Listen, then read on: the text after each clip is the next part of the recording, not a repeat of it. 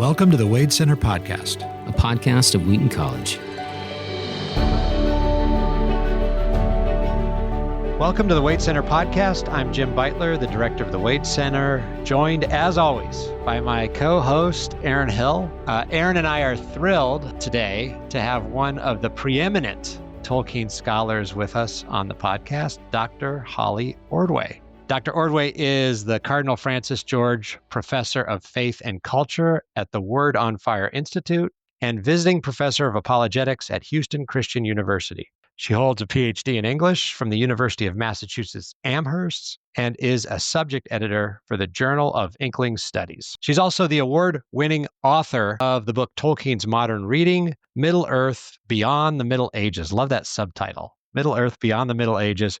And her book, Tolkien's Faith, A Spiritual Biography, was released in 2023, just in time for the 50th anniversary of Tolkien's passing. And it's just a fantastic book. And Holly has been on the podcast before, I believe, to talk about Tolkien's modern reading. We'll touch on that, but we really want to talk about Tolkien's faith today. Holly, welcome to the podcast. Well, thank you for having me on. I love the Wade Center, and what you do has been just so important for my research as a Tolkien scholar, so hurrah. Yay. And it's just been a delight to read your scholarship. And I actually had a chance to hear a talk that you gave about the relationship between Lewis and Tolkien. That was last fall at George Fox University. I wonder if we might start there, actually. So, the narrative goes, the story goes that Tolkien and Lewis had a bit of a falling out, and Narnia was kind of at the center of that falling out. I wonder if you might talk about that. I think our listeners would love to hear a little bit about your response to that. Yes. So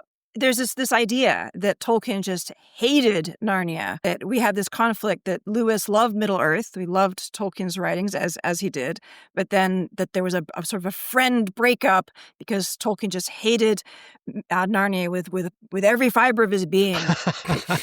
And this is not true. This is in fact not true. And I first discovered that it wasn't true when I was doing my research for Tolkien's Modern Reading, when I thought, where are these people getting their information from? Because people would just say Tolkien detested Narnia. He hated Narnia. He was apoplectic about Narnia. Where are they getting this from? Because consistently these scholars are saying these things, but they're not citing it. Like, where are they getting this information from? And then tracing it back, okay, Humphrey Carpenter says these things, but he doesn't give his sources either. And then I thought, well, but where did he find this out? So I ended up exploring backwards, getting as close as I could to the actual moment at which Tolkien encountered Narnia through primarily testimony of Roger Lancelyn Green, who was a friend of Lewis and Tolkien, who was part of these original conversations. And I discovered that the reception of Narnia by Tolkien was so kind of ordinary as to be like, wait, what? This is it?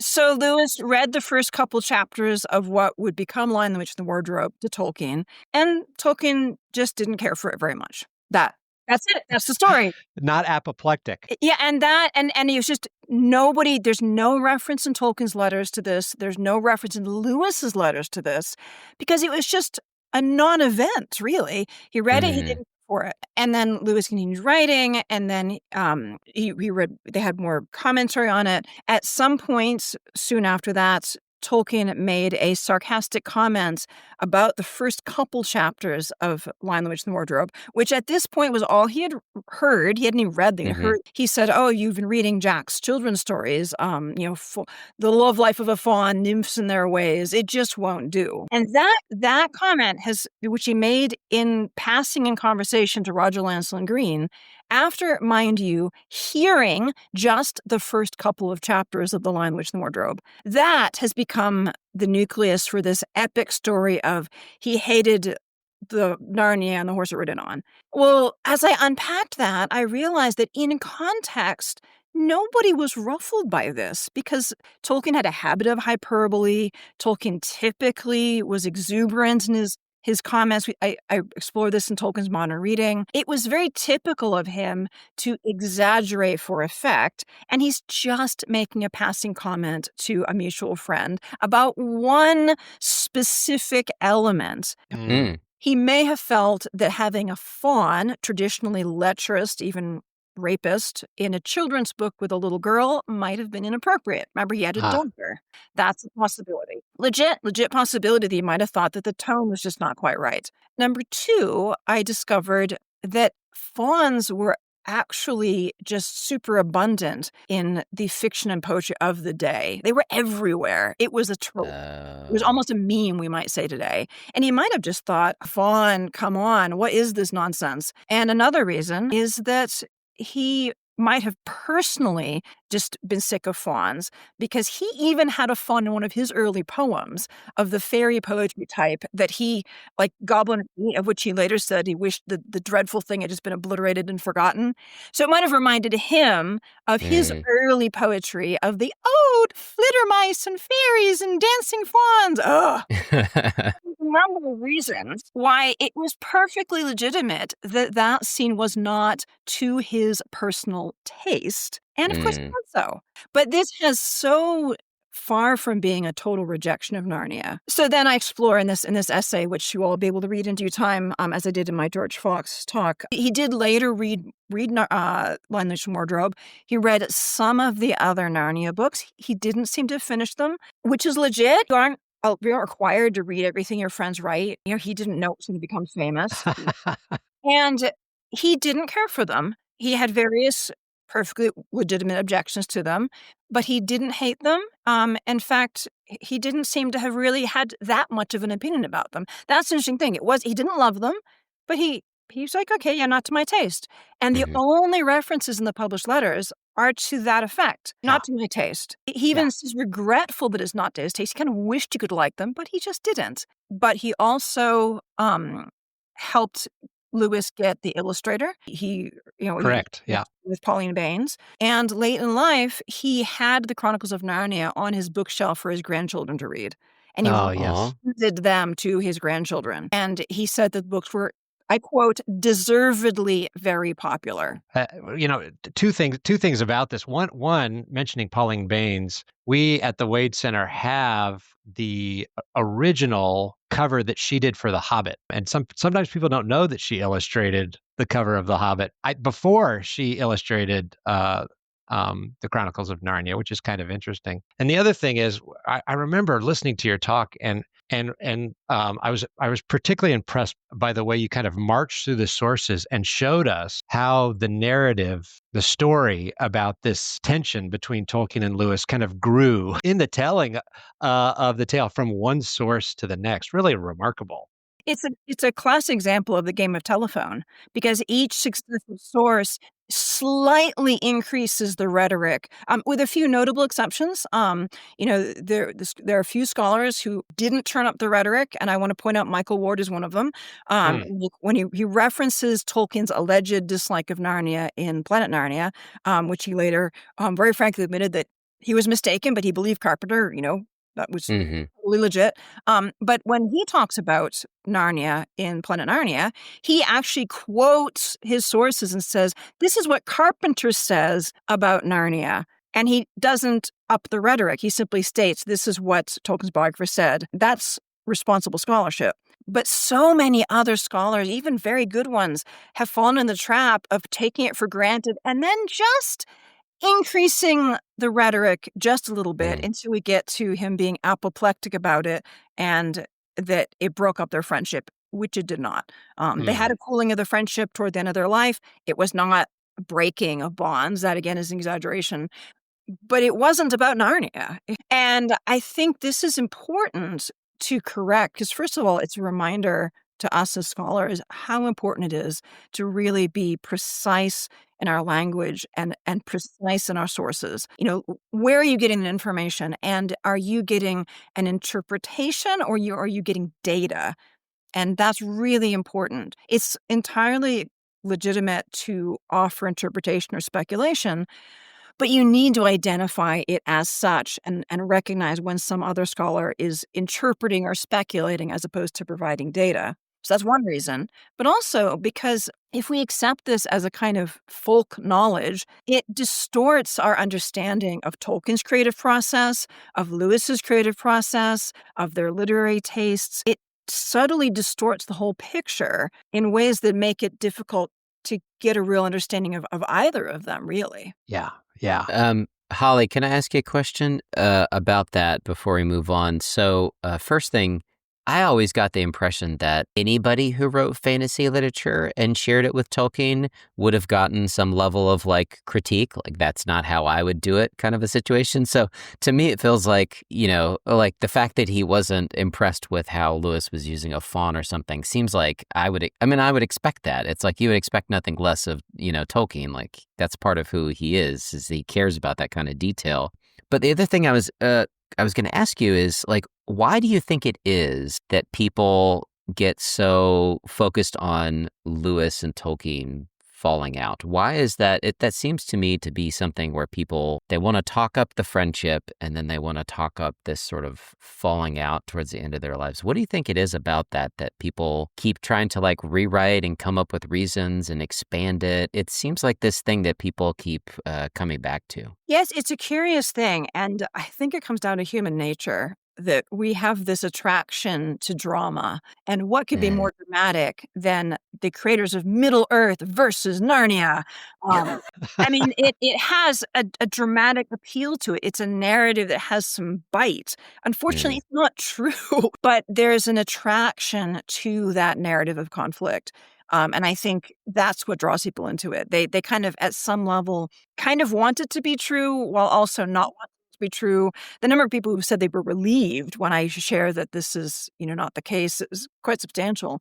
But I think there is a certain kind of like a fascination with things going wrong that leads people to do that. I also think that there's a sort of a deep-seated modern skepticism about goodness and about friendship that means that people have a hard time really believing that they could be friends despite having differences in taste. And this is something I've really thought a lot about because I've got a lot of issues with Humphrey Carpenter's presentation of Tolkien's views on Narnia. Now, I have issues in general, and he's not an unbiased biographer by any means. He openly acknowledged that he did not view objectivity as a value for a biographer.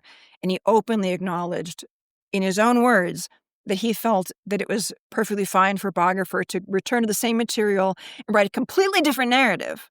Because, wow, I quote, biography is really about the biographer. So says Humphrey Carpenter. Yes. I quote him on that in Tolkien's Modern Reading. It shocked me so much that I had to put the direct quotes because otherwise you would think I was exaggerating, but I am not.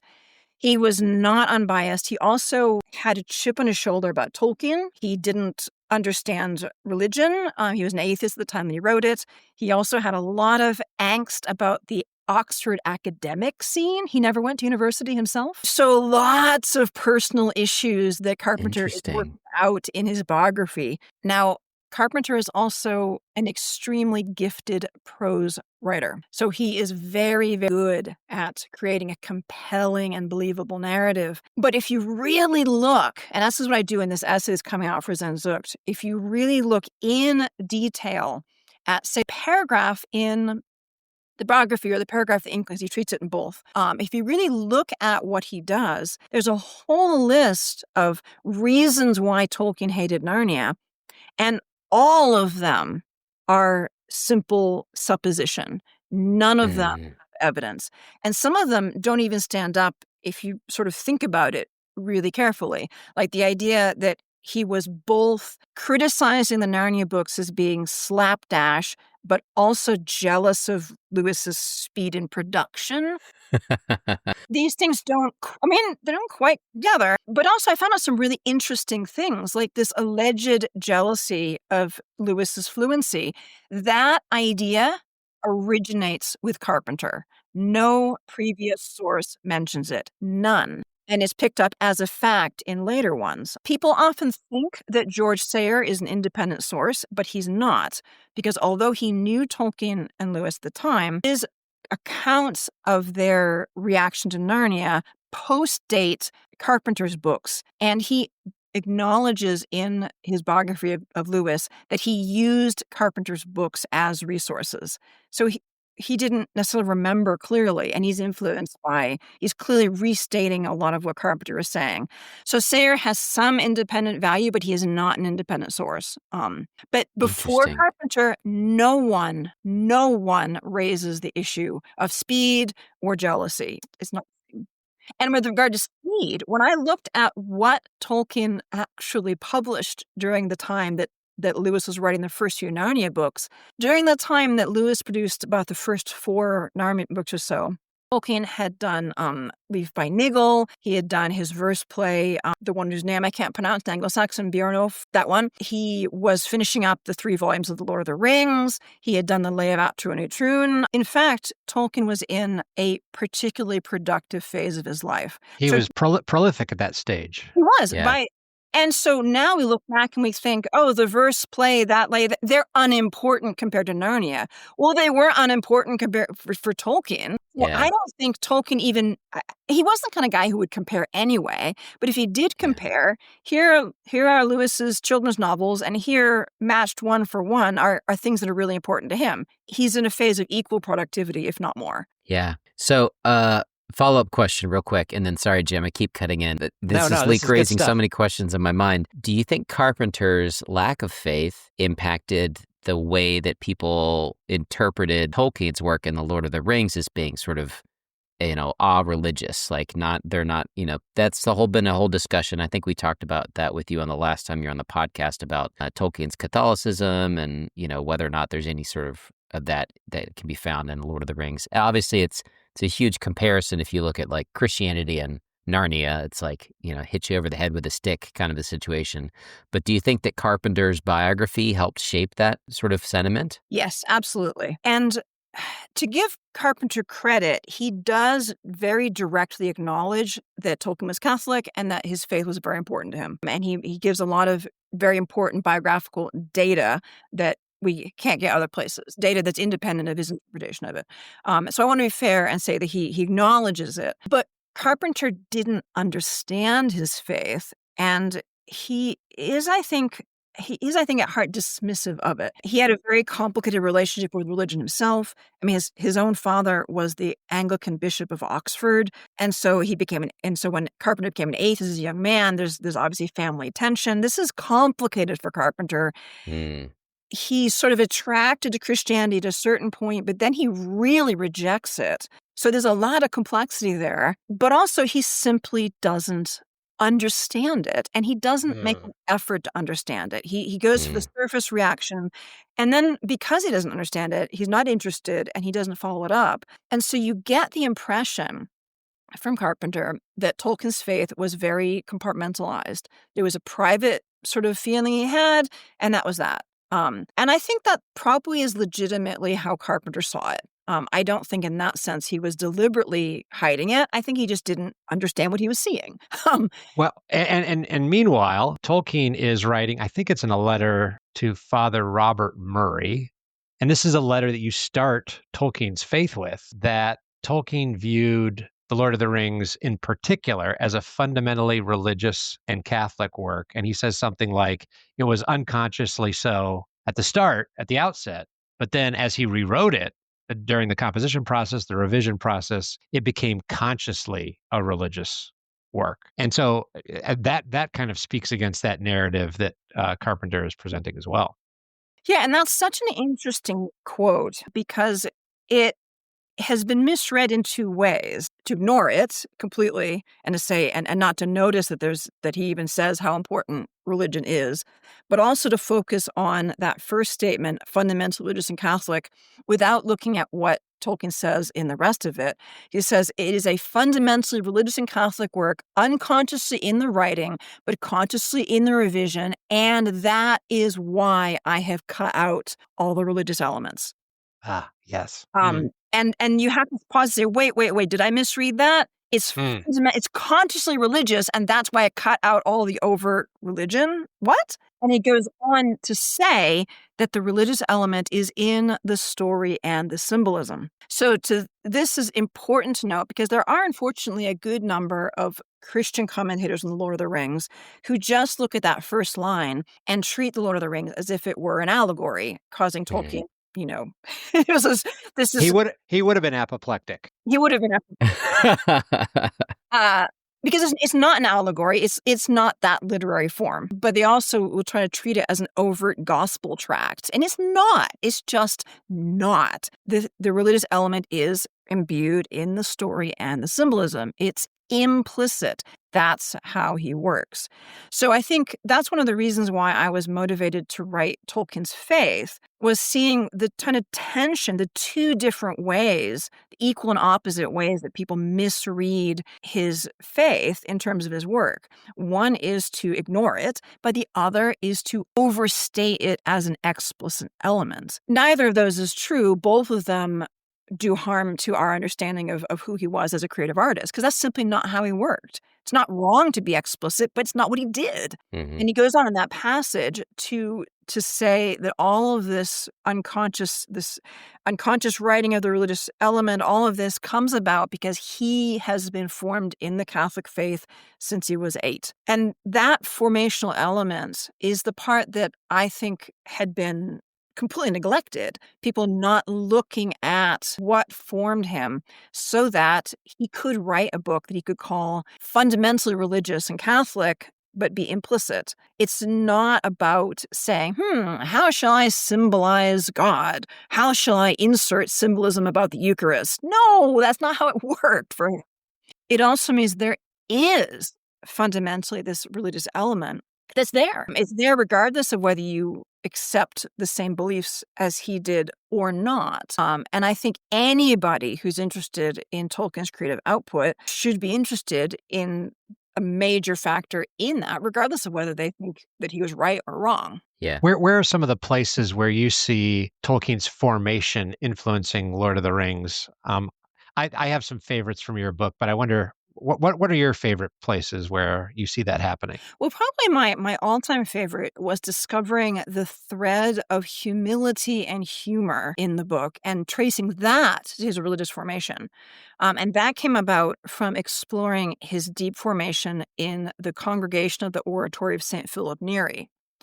Because people who know his biographies a little bit know that he was orphaned and that he was left under the guardianship of a Catholic priest, Father Francis Morgan, and he grew up at the Birmingham Oratory. Many readers, even most, just think of the Birmingham Oratory as like the name of a church, and okay, his guardian was this priest. But what was really the case is that the oratory is what's called a congregation. It's similar to a religious order. It was a community of, in Tolkien's day, 15 to 20 priests, a lot of them quite young men, dynamic, educated, artistic men. And this community had an ethos, a vision. It was founded by John Henry Newman, who had a very distinctive vision. In fact, Tolkien's guardian was a student of Newman's and was Newman's last private secretary. He knew Newman very well. Oh, wow. And many of the people that Tolkien knew and was mentored by had worked with Newman. So this is a very rich cultural, spiritual environment. And that's what shaped him and formed him for that massively formational period of his life, from when he was about 10 to when he was about 17. And he retains this connection throughout his life. So I thought, well, what's the spirituality of the oratory? And it's the spirituality of their founder, St. Philip Neri, an Italian priest who's called the Apostle of Joy, who turns I love that. Yeah. That was so great when I read that. And he has an ethos of playfulness, of humor. Philip Neri would play practical jokes on his disciples to get them to lighten up and not take themselves too seriously. He once was invited to a major dinner party by a rich man in Rome, and Philip Neri shaved off half of his beard, just half of it, mind you, before he went, so that he would look silly, because he didn't want to have people puffing themselves up. Oh, I went to dinner party with a saint. Woohoo, how pious I am. So we have this thread of humility and humor that's really crucial to oratory and spirituality. Also is a major component of Marian devotion. Mary is the handmaid of the Lord, let it be to me according to thy word. And she is the one who says that the Lord will exalt the humble and pull down the mighty from their seats. And in fact, those verses that God will exalt the humble are inscribed over a portrait of St. Philip Neri in the Birmingham Oratory that Tolkien would have seen as Oh, wow. it's one of the photos in my photo gallery. So all of this means that humility and humor are really important parts of Tolkien's spirituality, helps to understand a lot of his personality. Amazingly, even when he became wealthy and famous, he was still very down to earth. He gave away loads of money. He led a simple life. He responded to his mail. He was very grounded, and he continued to just be silly all his life in ways that actually baffled me at first. Like, he's an Oxford academic. How is he being so silly? It's really a tradition of the oratory. That silliness is a way to kind of keep yourself grounded, not take yourself too seriously. And how do we see this in Lord of the Rings? Well, think about the heroes of the Lord of the Rings. They're the hobbits. They're the humble. They're literally the smallest, the weakest. They are nothing special. And this is really important because they truly are not special. They are not revealed to have any special gift by the end. They're not as wise as Gandalf or Elrond. They're not as strong as Aragorn or Boromir. They don't have, great elvish magic or anything. They're just humble hobbits. They're weak. They're kind of defenseless. They're not particularly wise. Sometimes, in fact, they're pretty foolish. Pippin.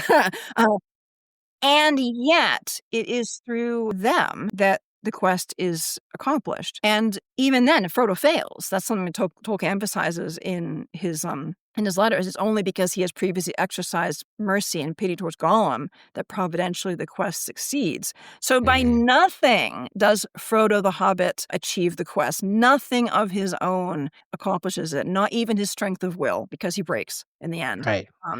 So truly the humble are exalted. There's that moving scene in Cormoran, and that humility is just really central to all of it. I mean, even, we see Aragorn, who becomes king. He also is humble. He takes a whole army to Mount Doom simply as a diversion, just to be a distraction, not to achieve anything for himself. So that theme of humility is woven really deeply through. And that, I think, is really grounded in Tolkien's faith. And you, in the book, you talk about this influence of Philip Neri, and you speculate about Tolkien's monogram, which I thought was just delightful. Do you mind talking about that a little bit? It might not translate over podcast particularly well, but yes, well, it's just fascinating. And I have to give credit. It was Michael Ward who pointed this out to me. He said, I think there's a hidden letter in the monogram. And I looked and I said, I think you're right. Because I had been explaining to him as I was doing my research on Tolkien's faith, I was sharing with him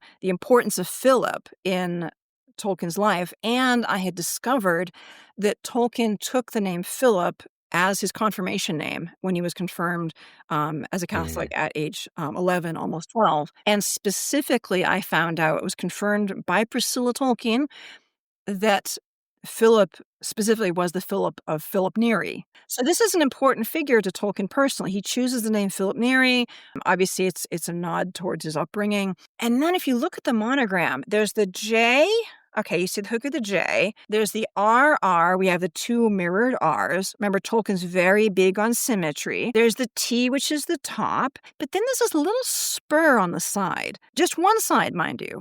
It's not symmetrical. What is it? Is it the foot of the T? That has been argued. It could be, but then why not both sides? An asymmetrical foot of the T seems artistically inelegant. But if it's the foot of a hidden P, it works, because then you can trace the loop of the P is shared with the loop of the R. And then you have, as Tolkien wrote at times, his name as John Ronald Reuel Philip Tolkien. And that hiddenness is also an aspect of the Philippine ethos, Philippine spirituality. Hiddenness is really important. And Tolkien loved that sort of thing too. So our listeners, you need to Google Tolkien's monogram, and you got to look for the J, the R, the other R, the T, and this hidden P. It's very rewarding. Holly, how did Tolkien live out his faith personally? I mean, was he open about it with people? Was he reserved about talking about matters of faith? Could you speak a little bit about that? This is really interesting, and it was something I noticed when I was doing research for Tolkien's modern reading. Because when I was doing research for Tolkien's modern reading, I was looking for evidence of what he had read, but that entailed tracking down every interview with him that I could find anywhere in any form or any interview with anybody who ever knew him, was a student, was a family member, spoke to him in passing at a party. If they mentioned him in print or on a recording, I wanted to see that. Wow. So I looked at all of those things. And one of the things I noticed was how freely Tolkien spoke about being a Catholic. He spoke very openly about his Christian faith. And he's just very frank about it. He's matter of fact. It's clearly important to him.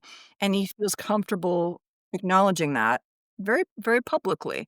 And that just surprised me to start with. So then I started thinking, okay, well, maybe he was, frank about saying it, but surely, he was just pretty private in his own life. Well, yes and no. On the one hand, he was reserved about personal matters, in that if something was really deeply personal, he wouldn't just trumpet it to the world. But you do find him talking about his faith in letters to friends. You see him, and this is especially, we see this much more in the revised and expanded letters. We have many more family letters. We see him asking for prayers, thanking people for praying for him. We see, discussing these things. There's a beautiful, beautiful exchange with his friend Robert W. Chambers that I quote in Tolkien's Faith, where he expresses a longing for his friend who's an Anglican to come to know the Catholic faith. And it's such a beautiful expression of Tolkien's love for his friend and also his deep personal faith and his vulnerability in saying, I so wish that you could share in this communion with me. So we have that, but he's also, much more than I realized, publicly present as a Catholic. He is very visible as a Catholic at Oxford. So, for instance, he's a member of the Newman Society. That's the Catholic Society in Oxford. He's a member of the National Newman Association, which is a different grouping. He's actually an honorary vice president of this association for a number of years. And he co-signed a letter to the Times protesting the arrest of a Hungarian cardinal on religious freedom grounds. He co-signs it as one of the vice presidents of the Newman Association, very publicly taking a stance as a Catholic for religious freedom. And he was a founding member of a group called the Catenians, which was a group for professional and academic men to grow in their Catholic faith. He's really active as a kind of a lay person at a time when this was much less common than it is today. And I found the Catholic Herald during those years would run a listing every term of the Catholic professors who were giving lectures, the Catholic lecturers. And this is very interesting. There are all sorts of lectures going on in Oxford all the time because the students have all these different topics. Why would the Catholic Herald publish a list of Catholic lecturers?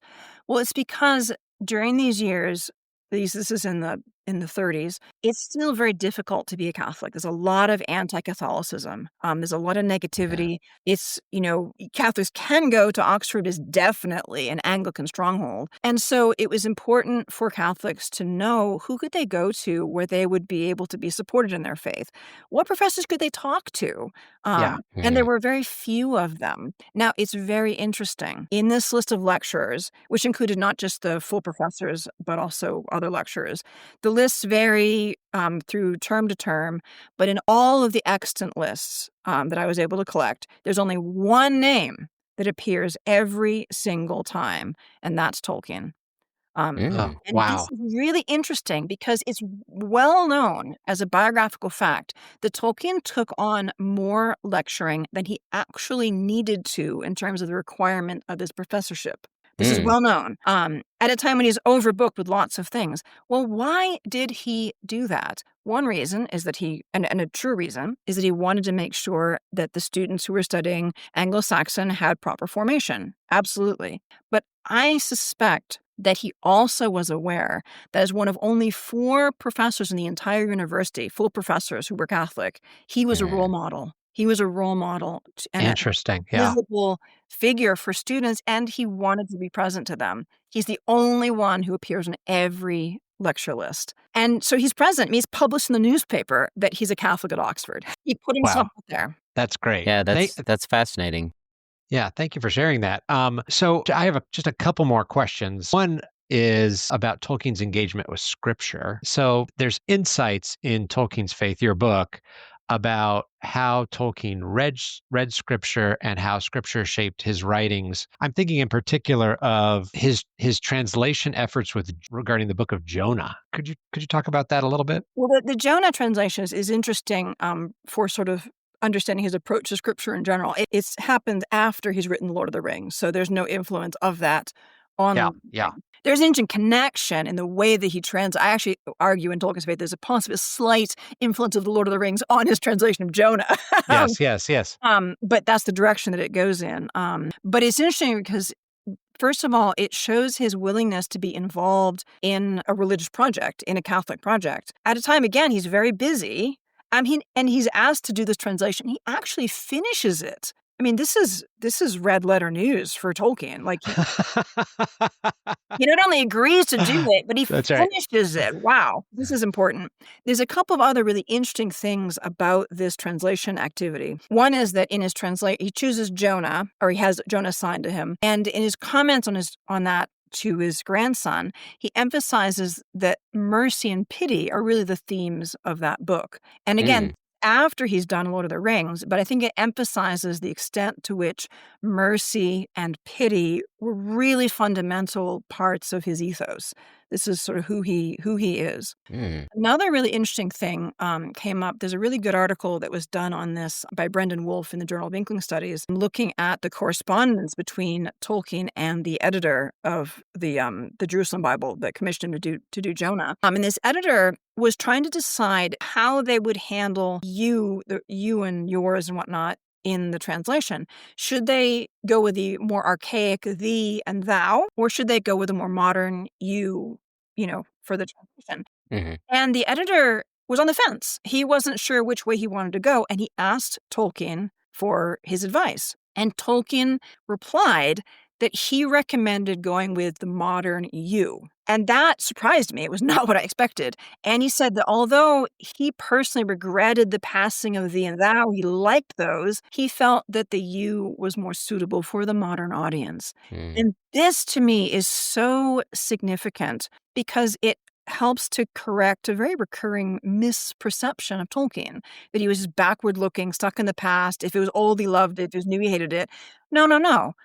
He loved the old traditions, but he was very aware that you have to communicate with the modern age. And if you look at how he writes in The Lord of the Rings, and you really pay attention to his language, it's amazingly modern. He doesn't just have all his characters use thee and thou. They use it in certain modes, in heightened modes, rhetorical modes. He uses it for effect, and he uses it seldom. He's very sparing, especially if you compare him to other writers like William Morris, whom I read in my research for Tolkien Modern Reading. Oh my word, if you want to see medieval pastiche, Morris, give it up to you. There's a reason why Morris is not read today. Yes. Yeah, I remember Tom Shippey has a chapter where he's kind of analyzing the Council of Elrond scene, and he shows how different characters are speaking in different ways, some more archaic than others. And so Tolkien is using it very specifically and to kind of make rhetorical points, as you're saying. I do have one last question for you. I wonder if you might talk a little bit about how Tolkien's faith has informed your own beliefs and practices in some particular way. I mean, I am a Catholic. I note this in the very first bit of my introduction because I wanted to put my cards on the table. I don't want people to think I'm sort of stealth proselytizing or something. I happen to agree with Tolkien on this, but that's not the focus of my book. My book is aimed to understand what did Tolkien believe. But I did find that the overlap was very helpful in terms of understanding the right questions to ask. Because one of the earliest sort of initiating moments for my research was a few years prior, where I had gone to Mass at the Oxford Oratory in Oxford. Tolkien frequently went there. It's the Church of St. Aloysius, was not an oratory in his day, became an oratory in 1990, but it is now an oratory, and so it has all the same tradition and ethos of the Birmingham Oratory. So this, I'm experiencing the Mass, and I'd been there many times, but this particular time I walked out, and somehow it struck me, wow, the Oratorian spirituality is, so Tolkienian. And then I had an aha moment walking down the street in Oxford when I said, wait, That's the wrong way around. Tolkienian atmosphere, Tolkien is very oratorian. And I was able to make that connection because I have been able to experience worship in the same context that Tolkien did. I've worshipped in St. Aloysius, at Blackfriars, at the Church of St. Gregory and St. Augustine, at the Birmingham Oratory. I've been really myself personally formed by English Catholicism.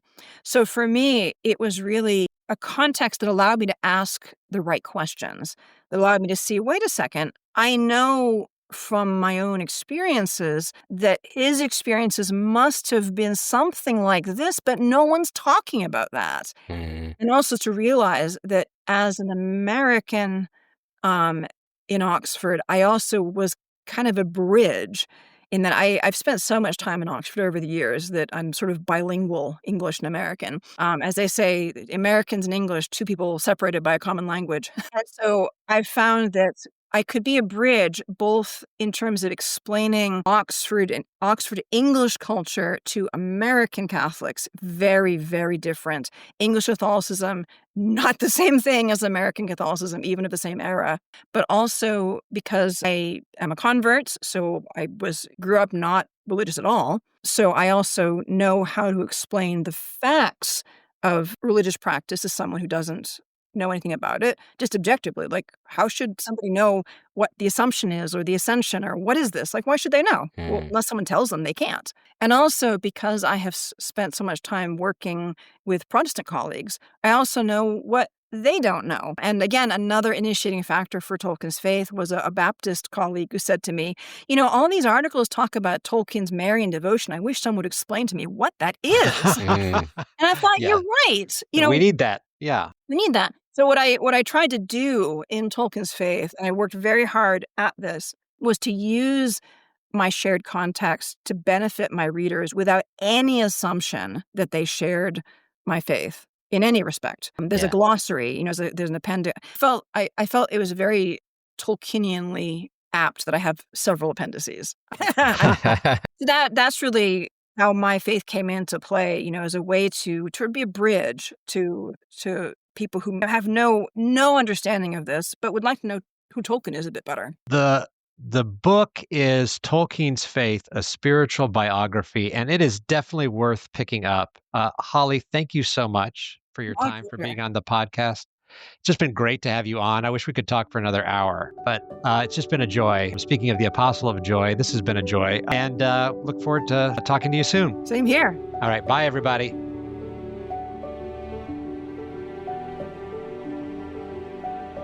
The Wade Center podcast is a production of the Marion E. Wade Center at Wheaton College in Wheaton, Illinois. If you enjoy the podcast and the content we offer, please leave us a review on iTunes, tell your friends, and consider making a donation to the Wade. The Wade Center is entirely self-funded. Financial gifts help support the expert services, past collections, and varied programming we offer at no cost. If you have questions about the podcast or suggestions for future episodes, please email us at wade@wheaton.edu or contact us via Facebook, Instagram, and YouTube.